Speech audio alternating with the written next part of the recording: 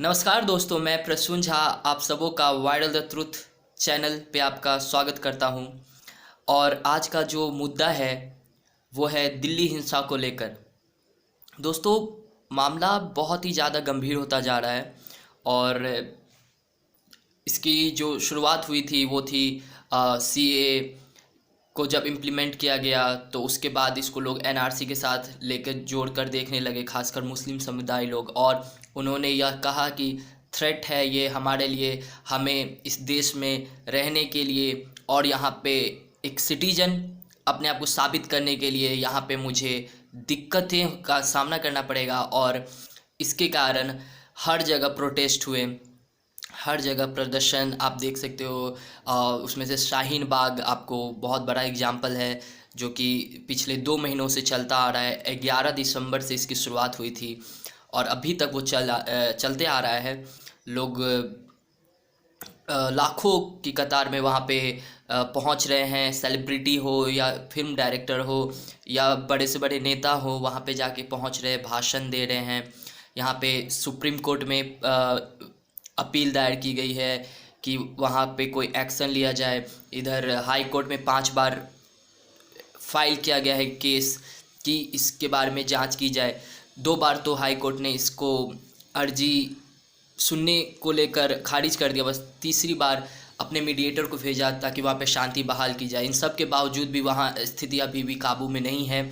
और वहाँ पे मैं आपको बता दूं कि लाखों की कतार में, मतलब लाखों की संख्या में वहाँ पे व्हीकल गुजरती है और जिसमें रेगुलर लोग जो अपने ऑन ड्यूटी जाते हैं, स्कूल के लिए बच्चे जो जाते हैं और बहुत सारे लोग जो अपने तरह तरह के कामों को करने जाते हैं, उन्हें दिक्कतों का सामना करना पड़ रहा है इन 2 महीनों से। और हालांकि सामंजस्य बैठाने की कोशिश की जा रही है पुलिस के थ्रू, बट अभी तक उसका कोई निष्कर्ष नहीं निकला है।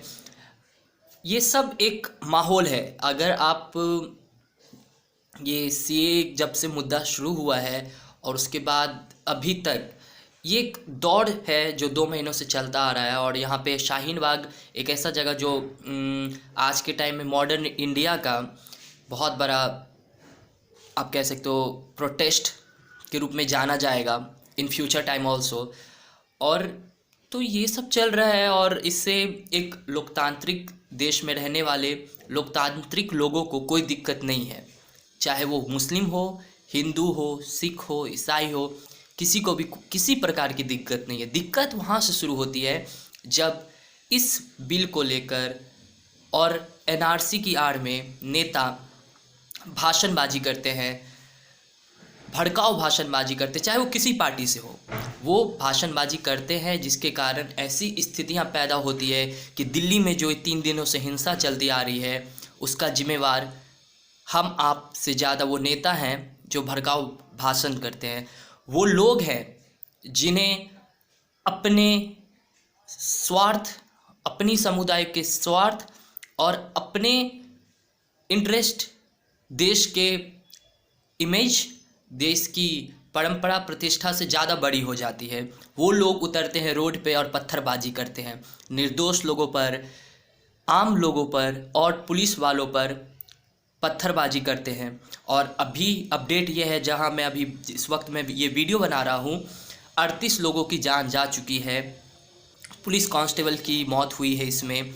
और अभी तो तरह तरह के अपडेट निकल रहे, चाहे वो आम आदमी पार्टी का पार्षद जिसके यहाँ से बमबार्डिंग होती है, और ऐसे तरह तरह के न्यूज अपडेट आपको मिलते जा रहे हैं। और आगे भी देखिए, जांच हो रही है तो कितना कुछ आएगा आपके सामने, सबकी पोल खुलनी है। लेकिन मैं अभी इस वक्त जो ये वीडियो बना रहा हूँ दोस्तों, मैं अपडेट क्या होगा वो तो बात की बात है। इस मुद्दे को अगर हम लोग गौर से देखें, देखिए इसके सैकड़ों पहलुएं हैं, मतलब सैकड़ों एस्पेक्ट हैं जिस पे आप लोगों को देखना होगा। अगर कोई सीएए और एनआरसी दोनों अगर जोड़ के देखे या अलग अलग देखे, कोई भी देखे, चाहे, मैं फिर बोल रहा हूँ कि इसमें कोई भी मेरा ये इंटेंशन नहीं है कि मैं किसी एक पार्टी को, समुदाय को आपको रॉन्ग बोलूँगा या किसी को सही बोलूँगा, ये है क्या आखिर बेस, इसको हमको समझना होगा। पहले तो हमें इसके डीप में जाना होगा और फिर देखना होगा कि ये देश के भले के लिए है या बुरा है ये, चाहे सीएए हो या एनआरसी हो। दोस्तों, जब ये सीएए लागू हुआ, जब कैब के रूप में ये जब दोनों हाउसेस ऑफ पार्लियामेंट में इसे पेश किया गया, उस वक्त पहले तो लोकसभा में इसे सपोर्ट मिला और ये लाजनीय भी था कि सपोर्ट मिलता, क्योंकि बीजेपी वहाँ पे सबसे ज़्यादा उसके सांसद बैठते हैं लोकसभा में, तो वो जाहिर सी बात है कि वहाँ पास हो जाना था। बट राज्यसभा में भी उसे पास होना था दोस्तों, और वहाँ पे आपको उसे मेजॉरिटी वहाँ भी मिली, तब जाके ये 2 हाउसेस में पारित होकर ये एक बिल से एक्ट में कन्वर्ट हुआ। तो सबसे पहले तो हमें ये समझना चाहिए कि कोई भी बिल या एक्ट पास होता है तो उसे हमें, मतलब हमारा मोरल ड्यूटी होता है कि हम उसे रिस्पेक्ट करें, उसे मान लें। फिर जब उसी दिन ओवैसी जैसे नेता जो कि आके ये भ्रम फैलाने ही का ही काम किया, क्योंकि भ्रम मैं इसीलिए बोल रहा हूँ दोस्तों, मैं अपने शब्दों का बहुत अच्छे तरीके से चयन कर रहा हूँ। मैं आपको ये क्लियर कर दूँ, मैं किसी को सपोर्ट नहीं कर रहा। जहाँ तक मैंने इसे एनालाइज किया, आपकी भी अपनी ओपिनियन हो सकती है, आप एज ए व्यूअर मुझे गलत कह सकते हो, बट मैंने जहाँ तक इस केस को स्टडी किया है, कुछ नेता लीडिंग एज ए लीडर, सबसे पहले ओवैसी, उन्होंने आके बयान दिया कि सीएए तो लागू हो रहा है और एनआरसी भी लागू होंगी, और जिसके कारण बहुत सारे मुसलमानों को देश छोड़कर जाना पड़ेगा। अब देखिए, इसको 2 एंगल से हम लोग देखते हैं। पहली बात तो कब होगा एनआरसी लागू? सीएए तो हो गया, और सीएए हुआ उसका मैं पूर्णतः सपोर्ट इसीलिए करता हूँ क्योंकि ये बाहर के लोग जो माइनॉरिटी थे, जो बांग्लादेश, पाकिस्तान और अफ़गानिस्तान में थे, जो हिंदू थे, जो, और हिंदू नहीं, इवन बुद्ध, आपको सिख, इन सब को जो माइनॉरिटी थे ऐसे देशों में, इस्लामिक देशों में, उन पे अत्याचार होता था दोस्तों। अत्याचार कैसा? धर्म परिवर्तन कराया जाता था। दूसरा कि उनकी माँ, बहनों और बेटियों के साथ बलात्कार हुआ करता था और उनके साथ ज़बरदस्ती शादी, निकाह पढ़ाई जाती थी उनको, क्योंकि वो इस्लामिक देश था तो उनका धर्म परिवर्तन करा के उनके साथ निकाह की जाती थी। और यही नहीं दोस्तों, उसके बाद उनको अलग तरीके से ट्रीट किया जाता था। यहाँ तक कि पाकिस्तान के प्रधानमंत्री ने बोला था कि अगर ये माइनॉरिटी चले गए तो हमारे देश में साफ़ सफाई का काम कौन करेगा। उस टाइम मनमोहन जी की सरकार हुआ करती थी। तो ऐसी स्थिति हो गई, और आज भी जो लोग वहाँ रह रहे हैं, माइनॉरिटी जो हिंदू हैं, जो भारत के होने चाहिए लेकिन वो किसी कारणवश उन्हें जाके रहना पड़ रहा है, वो लोग के साथ अत्याचार हो रहा है आज के भी डेट में। तो सीएए उसी बात पे अमल करते हुए उनको वापस भारत बुला रहा है, जो कि कहीं से भी गलत नहीं है। और चलो ये हटा दो कि बीजेपी पार्टी और कांग्रेस पार्टी इस पे क्या, इवन हमारे जो, जिनको आप अपने नेता मानते हो या जिनको आप मानते हो कि भारत के लिए उन्होंने बहुत कुछ किया है, उनमें से महात्मा गांधी, उन्होंने बोला था कि ये जो मेरे अपने लोग हैं जो अभी बाहर रह रहे हैं, ये पाकिस्तान, अफ़गानिस्तान और बांग्लादेश में, उन्हें जब चाहे इंडिया देश में बुला सकता है और नागरिकता दे सकता है। इवन सरदार पटेल से लेकर जवाहरलाल नेहरू तक हर लोगों ने इस बात को माना है कि जब वो चाहे वो आ सकते, वो हमारे ही लोग हैं।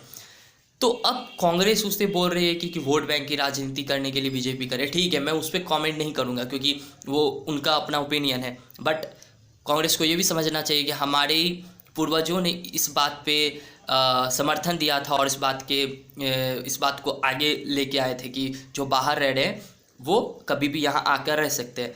अब बात देखिए कि यहाँ पे बीजेपी ने इसे लागू कर दिया और यहाँ पे लोग रह रहे हैं, तो जो उनका अत्याचार हुआ वो बंद होगा, यहाँ आएंगे तो उन्हें वो सम्मान और नागरिकता मिलेगी। अब बात आती है कि एनआरसी भले अमित शाह ने बोला था कि लागू होगा, कब लागू होगा, कैसे लागू होगा और इससे क्या दुष्परिणाम हो सकते हैं या अच्छे परिणाम, ऐसा कोई जिक्र नहीं किया। ओवैसी ने उसके बाद फ्रंट संभाला और मीडिया में जाके बयानबाजी करते हैं कि इससे मुसलमान लोग, क्योंकि सीए पास हुआ तो एनआरसी भी आएगी, जिसके कारण मुस्लिम लोगों में एक डर का माहौल बैठ गया कि हमें इस देश में रहना एक प्रॉब्लम हो गया है, हमें खतरा है वगैरह वगैरह। जबकि सही मायने में ऐसा अमित शाह ने कहीं से जिक्र नहीं किया है कि एनआरसी कब आएगा और इससे एनआरसी लाया क्यों जा रहा है। ये भी बता दूं कि जो यहाँ घुसपैठिए हैं उनको यहाँ से निकालना, जो कि बहुत सही डिसीजन है। क्योंकि आप बताओ कौन सा ऐसा कंट्री है जो अपने यहाँ घुसपैठियों को पाल के रखता है। इवन भारत तो ऐसा देश है जो बिना किसी टर्म्स एंड कंडीशन के अगर कोई अप्लाई करे तो उसको नागरिकता दे देती है, बिना टर्म्स एंड कंडीशन के। इवन आप यूरोप देख लो, वहाँ पे तो बोलते हैं कि आप इतना % इन्वेस्ट करो तब जाके मैं आपको नागरिकता दूंगा। मैं ये नहीं कह रहा कि बीजेपी अच्छा काम करिए, तो भारत की ही सोच है ये, it's in our constitution to treat everyone equally, okay. और इवन जो बाहर के भी लोग अप्लाई कर रहे हैं तो उनको भी आप सम्मान सहित विथ रिस्पेक्ट आप उसे नागरिकता देते हो without any terms and condition. तो यहाँ पे बात यह है, तो एक डर का माहौल फैला गया एनआरसी को लेकर मुस्लिम समुदाय। अब बात देखिए यहाँ पे क्या आती है कि इसको इस तरीके से भड़काया गया है, इस तरीके से माहौल को बनाया गया कि एनआरसी आने से मुस्लिम लोगों को खतरा है, ये गवर्नमेंट चाहती है हिंदू राष्ट्र बनाना चाहती है वगैरह वगैरह टाइप माहौल। देखिए दोस्तों, ये बात जाहिर सी बात है कि ये देश राष्ट्रवादी होते जा रहा है। यहाँ के लोग, यहाँ के वोटर, हर चीज़ उसका गवाह सबसे बड़ा ये है 2019 का चुनाव। मैं आपको इतना कह सकता हूँ और आप सब जानते होंगे कि बीजेपी कभी भी इतने बहुमत से पार्टी नहीं बनती इस बार 303 सीटों के साथ। लेकिन जब भी राष्ट्र को थ्रेट था, जब हमारे कंट्री पे एक सिक्योरिटी इशू था, वहाँ पे बीजेपी ने स्टैंड लिया, वो भी इलेक्शन से जस्ट पहले।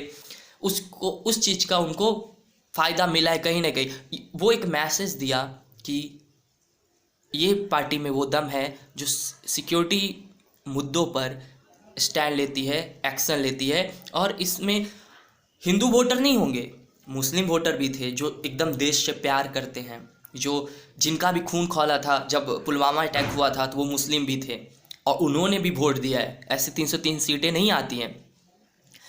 तो एनआरसी को लेकर जो ये माहौल बनाया गया वो कहीं ना कहीं सही नहीं है, क्योंकि ये डर, मैं बोलता हूँ, मैं अपने team wide the truth channel की ओर से बोलता हूँ कि एनआरसी के आने के बाद अगर किसी मुस्लिम जो यहाँ पे बहुत टाइम से रह रहे हैं, जिन्होंने किसी ना किसी छोटे से छोटे मुद्दों पर भारत में कंट्रीब्यूट किया है, उनको अगर ये ऐसा कुछ डिस्टर्बेंस क्रिएट करता है एनआरसी आने के बाद, तो सरकार को इसकी जिम्मेवारी लेनी पड़ेगी और सरकार वहाँ पे गलत इमेज क्रिएट करेगी और जो उनके लिए कहीं से भी अच्छा नहीं होगा।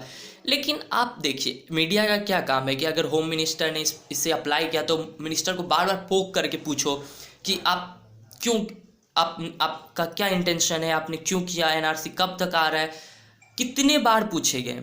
मीडिया इसमें हर जगह जहाँ भी अमित शाह इसके बाद गए, हर मीडिया पे ये जो भी मुस्लिम समुदाय का डर था उनके सामने लाया गया, क्वेश्चन किया गया कि जिनके पास डॉक्यूमेंट्स नहीं उनका क्या होगा, जो गरीब तबके के लोग हैं क्या होगा।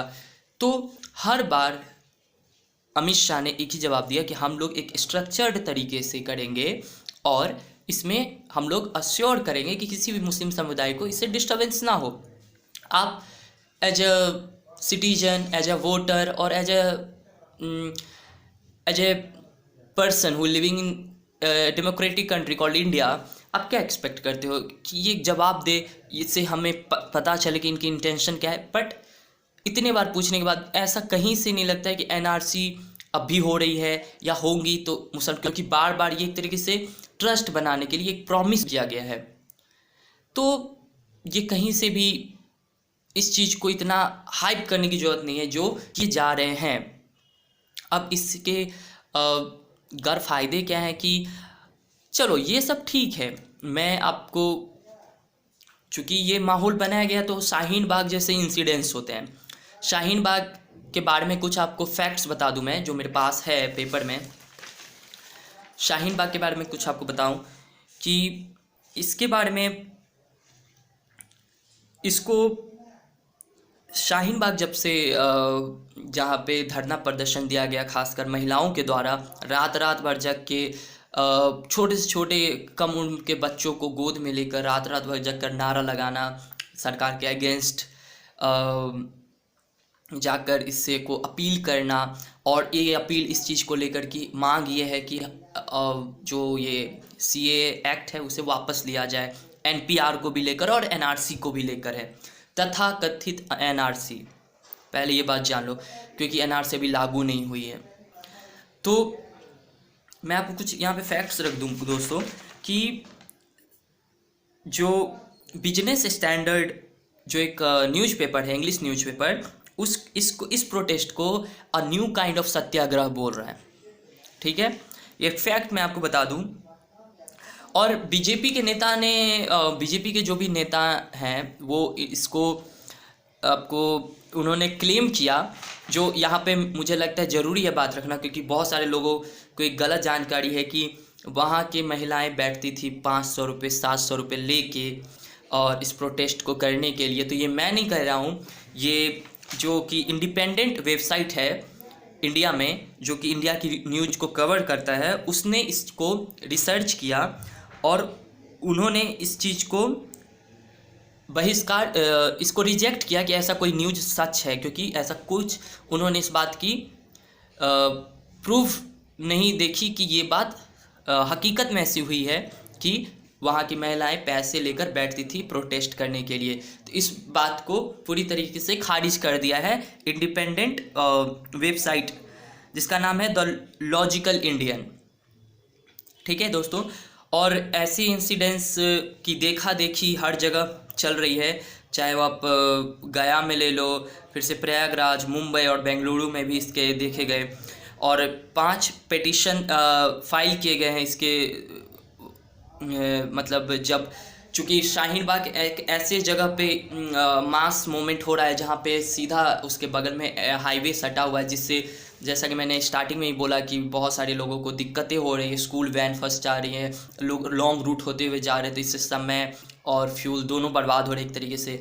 तो और कितने बार ये उन लोगों से रिक्वेस्ट की गई है कि आप इस प्लेस को छोड़कर दूसरे प्लेस पे प्रोटेस्ट करें, लेकिन ऐसा कुछ होता नहीं दिख रहा है। बाद में इन लोगों ने, शाहीन बाग के लोगों ने अपना एक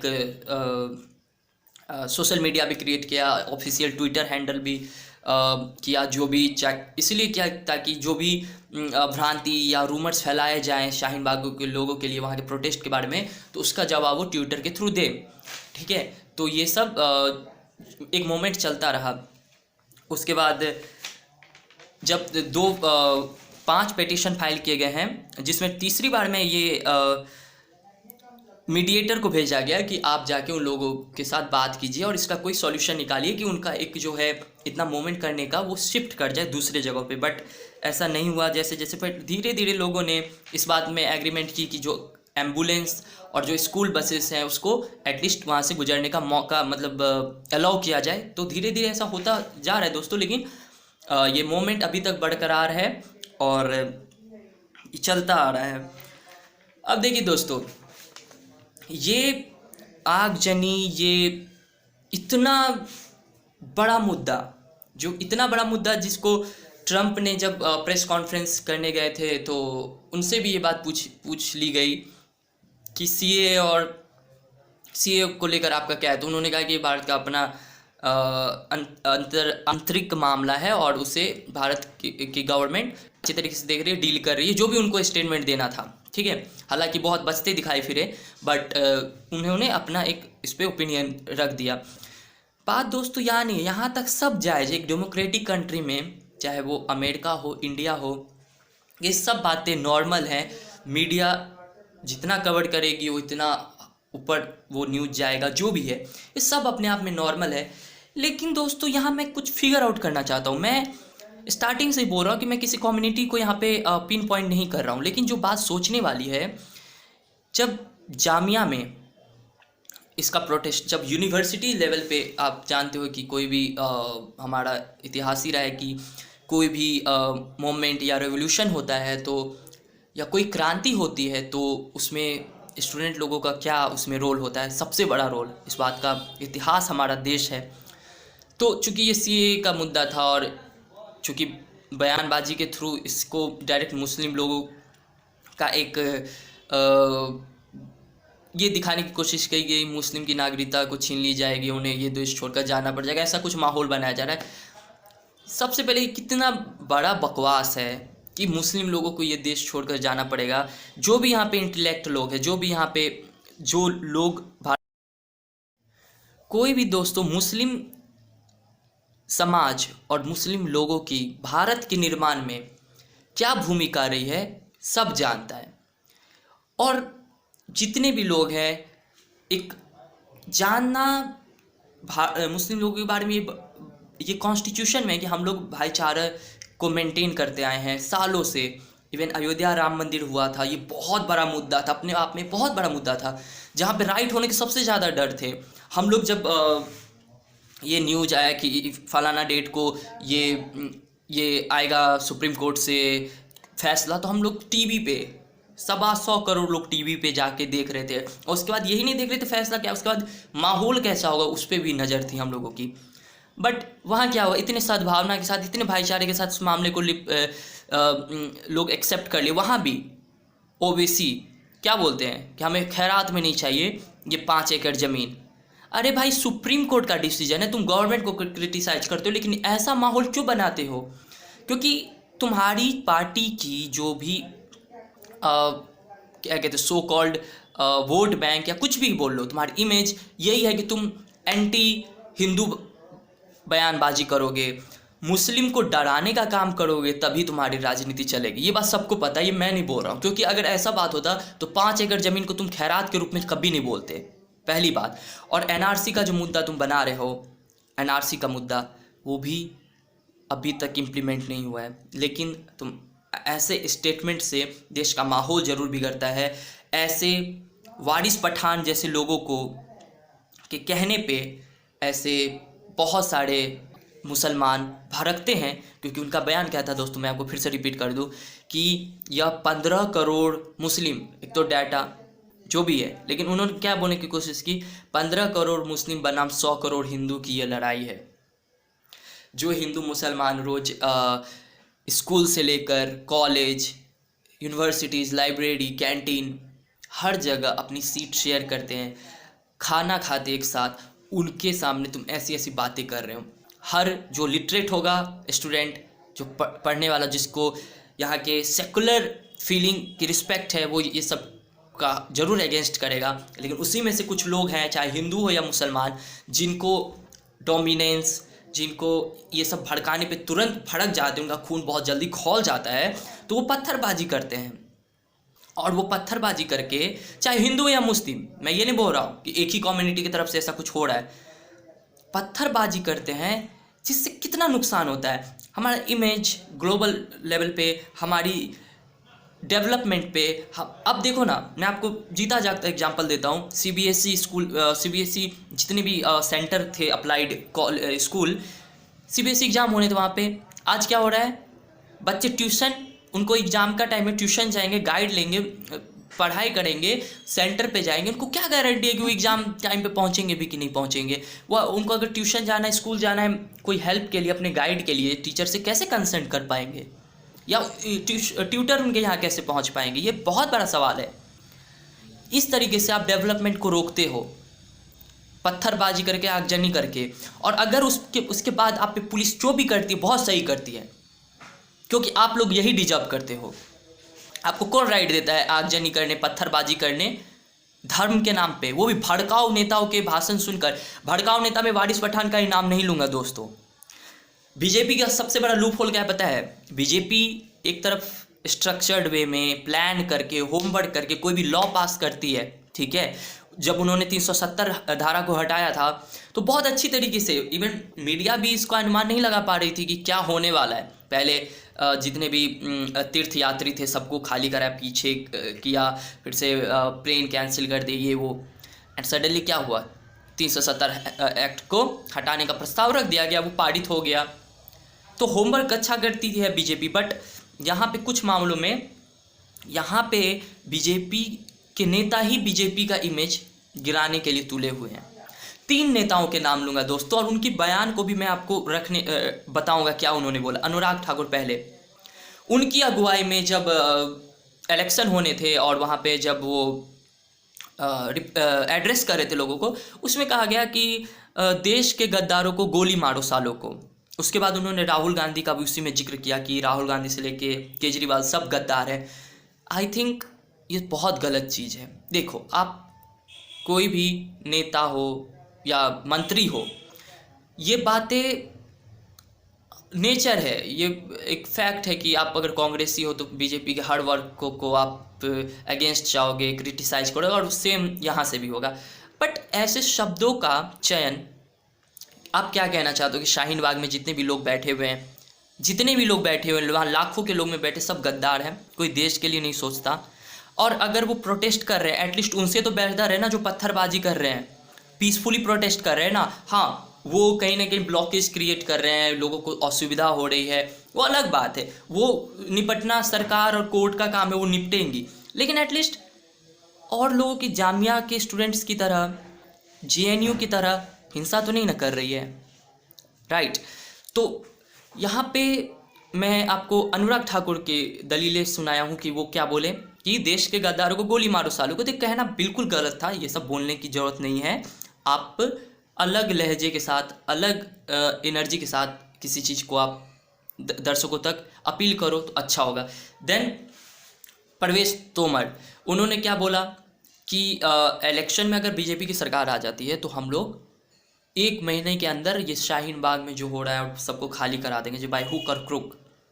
अपने आप में बहुत गलत बयानबाजी है ये। And then recently Kapil Mishra, BJP के एक और नेता, पता नहीं अपने आप को हीरो समझ लिए क्या, धमकी देने वालों में से आते हैं वो, जो आम आदमी पार्टी छोड़कर बीजेपी में शामिल हुए हैं। वो क्या बोलते हैं कि ये अभी यहाँ पे जो मोमेंट चल रहा है ना, उसको तुम लोग शांत कर लो, काबू कर लो, नहीं तो एक बार ट्रम्प चले जाएंगे तो उसके बाद जो होगा हम लोग उसके लिए जिम्मेवार नहीं होंगे, पुलिस उसके लिए जिम्मेवार नहीं होगी। ये भी अपने आप में भड़काऊ भाषण है। लेकिन इन सब के बावजूद उन पे एक्शन होना चाहिए, मैं इसके फेवर में हूँ। और ये तीनों नेताओं को जो हियरिंग हो रहा है कोर्ट में, इनके स्टेटमेंट्स का बहुत सही है। पर दोस्तों, हमें समझना होगा, मैं फिर से बोल रहा हूँ, मैं मुस्लिम को पॉइंट आउट नहीं कर रहा हूँ, ना हिंदू को पॉइंट आउट कर रहा हूँ। समझने की ज़रूरत है कि जो इस देश में पत्थरबाजी करेगा, क्या आप इसको कश्मीर बनाना चाहते हो? आप कश्मीर में आपकी कुछ चल नहीं रही है तो आप ये दिल्ली में अप्लाई करोगे, राजधानी में या अलग अलग जगहों पर हिंसा करके क्या मिलेगा? कुछ नहीं मिलेगा। तुम्हारी संपत्ति जब्त हो जाएगी, तुम पे कार्रवाई होगी, पिटोगे अलग, लाठीचार्ज होगा, कैरियर तुम्हारा बर्बाद होगा। क्या मिलेगा तुम्हें? कुछ नहीं। प्रोटेस्ट करो, कोई रोका नहीं है, लेकिन इस तरीके से प्रोटेस्ट करोगे, आग जलने का काम करोगे, तुम बसेस चलाओगे, तो बेटा तुम्हें कहीं का नहीं छोड़ा जाएगा फिर। और इसका मैं पूरा समर्थन करता हूँ कि उन्हें इवन शूट एट साइट का ऑर्डर निकला ना नॉर्थ ईस्ट दिल्ली में, बहुत सही, मैं उसके पूरे फेवर में हूँ, बहुत सही है। क्योंकि ऐसे लोगों को ऐसे ही दिल्ली पुलिस ट्रीट करे। और दिल्ली पुलिस से याद आया दोस्तों, दिल्ली पुलिस पे भी एक सवाल है, दिल्ली पुलिस पे ये एक सवाल है। देखिए, दिल्ली पुलिस और सेंट्रल गवर्नमेंट दोनों को आप लिंक करके देखो। दिल्ली पुलिस जब एक्शन ली थी जामिया में तो क्वेश्चन उठाए गए थे मीडिया की तरफ से सरकार पे, होम मिनिस्टर पे, अमित शाह पे, कि इतनी गंदे तरीके से लाठी चार्ज करने की क्या जरूरत थी, मतलब लाइब्रेरी में जाके आपने लाठी चार्ज किया, मीडिया में सब अगेंस्ट। और इवन जामिया के बाद जो तरह तरह के सेंट्रल यूनिवर्सिटीज़ ने सपोर्ट किया जामिया वाले इंसिडेंट्स को, वहाँ के छात्रों को, क्योंकि ब्रूटैलिटी के साथ पेश आई थी दिल्ली पुलिस। एएमयू हो जाए या फिर जेएनयू हो जाए, बीएचयू हो जाए, सब जगह सपोर्ट मिला जामिया के स्टूडेंट्स को। बट जो प्रोटेस्टर नहीं, जो एक वायलेंस करने वाले लोग हैं, उनको कहीं से सपोर्ट देने की ज़रूरत नहीं है। और ये दिल्ली पुलिस और सेंट्रल गवर्नमेंट का एक चीज़ तो सवाल के दायरे में आता है कि उसके बाद दिल्ली पुलिस या तो एक्शन लेने में डर रही है, या उनको सेंट्रल गवर्नमेंट के थ्रू से कोई ऐसा छूट नहीं दिया जा रहा है कि आपको एक्शन कब लेना है नहीं लेना, उसमें कंफ्यूज है दिल्ली पुलिस। सेकेंड चीज़ कि अगर दिल्ली पुलिस को पूरी छूट है तो क्या उनके पास इतनी इंटेलिजेंस नहीं है, क्या उनके पास इतने इन्फॉर्मर नहीं है, या इतने वो एक्टिव नहीं है कि वो उनको ये पता चले कि कहाँ का माहौल कब बिगड़ना और कितनी जल्दी उस चीज़ को काबूल में लिया जाए। 72 घंटे हो गए, 38 लोगों की जान चले गई, मामूली है क्या? दिल्ली पुलिस इतनी नाकाम कैसे हो सकती है? तो उस पर ही बहुत बड़ा क्वेश्चन मार्क है दोस्तों। तो धीरे धीरे इस चीज़ों को हम लोगों को समझना होगा, परिस्थितियों को समझना होगा। इस बीच मैं आपसे लोगों से यही अपील करूँगा कि जो भी इस मेरे वीडियो को देख रहे हैं, एक बार रीथिंक कीजिए। मैं कभी भी प्रोटेस्ट और किसी भी चीज़ को नहीं करने के लिए, इवन आपने स्टडी नहीं की हो लॉ की, इवन कुछ भी है, इवन चलो आप हिंदू हो तो आप हिंदू के ही तरह सोचो, क्रिटिसाइज करो मुस्लिम को, या आप अगर मुस्लिम हो तो हिंदू को क्रिटिसाइज करो, यहाँ तक भी चलेगा। अगर डेमोक्रेटिक कंट्री है तो आप कुछ भी अपना ह्यूमन क्या कहते हो प्रोटेस्ट करने का आप उसे अगर जरिया बनाते हो दोस्तों, तो मैं आपके साथ कभी नहीं होगा। थैंक यू सो मच मुझे सुनने के लिए, और अच्छा लगे तो लाइक कर दे, इस वीडियो को शेयर भी करें और सब्सक्राइब हमारे चैनल को करें, और बहुत जल्द और सारी भी वीडियो आपके पास आएंगी। धन्यवाद।